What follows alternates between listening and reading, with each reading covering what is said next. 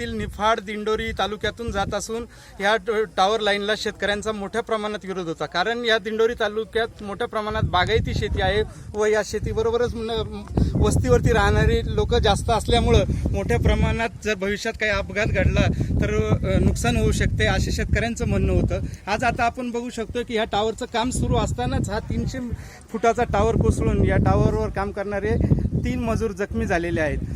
तरी आता आपण आपल्या इथे काही शेतकरी आहेत, त्यात अवनखेडचे सरपंच नरेंद्र जाधव आहेत, त्यांना विचारू आपण की आपला या टॉवर लाईनला का विरोध होता।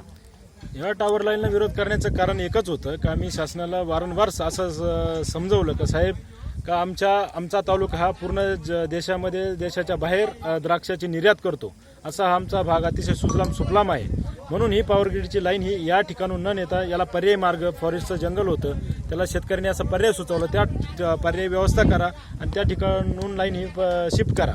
परंतु शासनाने त्याची कुठलीही गांभीर्याने दखल घेतली नाही आणि आता आपण समोरच आपल्या हा पॉवर ग्रीडची लाईनचा पूर्ण टॉवर हा पूर्णत्वास येत असताना पूर्ण जमीन दोस्त झालेला आहे। जर या ठिकाणी कोणी आता शेतमजूर काम करत असेल किंवा स्वतः मालक या ठिकाणी काम करत असतात, जर मोठी कोणती हानी झाली असती तर याची जबाबदारी शासनाने घेतली असती का?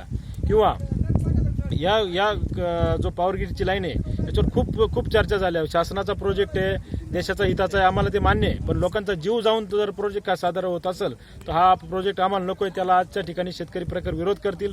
आणि जर याच्या शेजारी घरं असतील तर काय झालं असतं, असा मोठा एक संकट टळलेलं आहे। तरी याची शासनाने आता तरी दखल घ्यावी, डोळे उघडावे अशीच या ठिकाणी विनंती शासनाला या माध्यमातून करतो।